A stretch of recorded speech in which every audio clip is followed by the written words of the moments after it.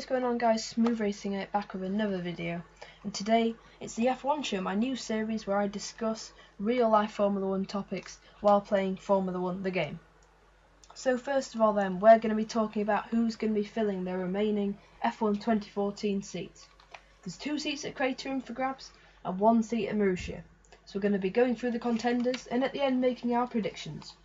First of all then, it's Guido van der Garde. He was a Caterham driver in 2013 and showed some really standout performances. He also was quite average and did crash sometimes. Although he did have a very good qualifying, he got 14th in Spa and also 15th in Monaco.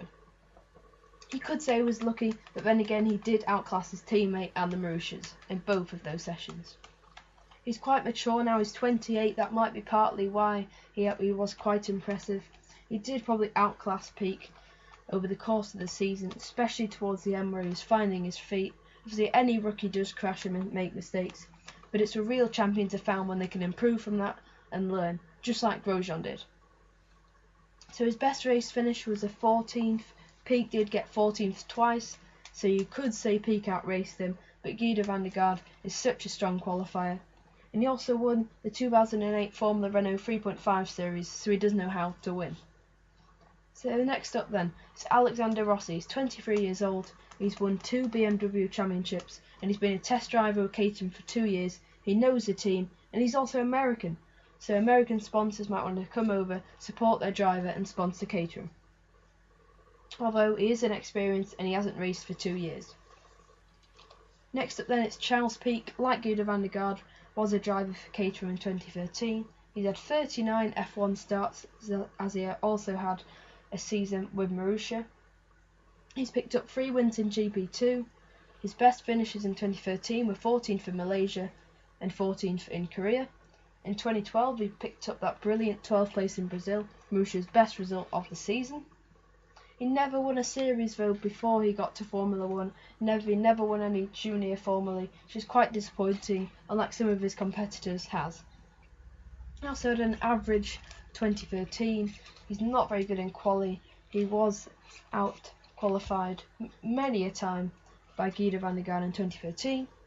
So the next contender then, probably a shoe-in for the Marussia seat, is Max Chilton. He's very consistent, he's improved over 2013. He's got good sponsorship, he's won twice in GP2, but he is off the pace and is nowhere near the pace of Bianchi, although he did improve and now is probably only 3 or 4 tenths off him.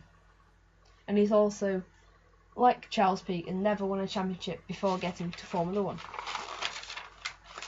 Next up then we have Heikki Kovalainen. He's been a test driver for Caterham in 2013 and also raced for Lotus twice, although that was unimpressive.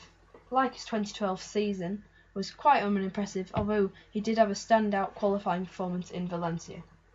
So he started 112 times and he did get that 1 win at the 2008 Hungarian Grand Prix with McLaren, although he wasn't in McLaren and once again he was outperformed by a teammate. Next up then we have Kamui Kobayashi. He's got 60 starts, 1 podium, 125 points and £1 million of sponsorship alone just from his fans.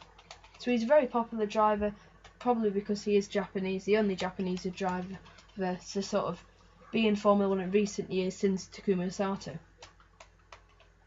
So on his negative points then, he's quite wild, he's quite inconsistent, he can crash a lot. And now for the final part then, I'm going to be putting down my predictions for the remaining grid slots. So at Caterham then, I'm going to put Guido van der Garde and Marcus Ericsson, and at Marussia I'm going to put Max Chilton. So it's been Smooth Racing then, and I'll see you next time. Goodbye!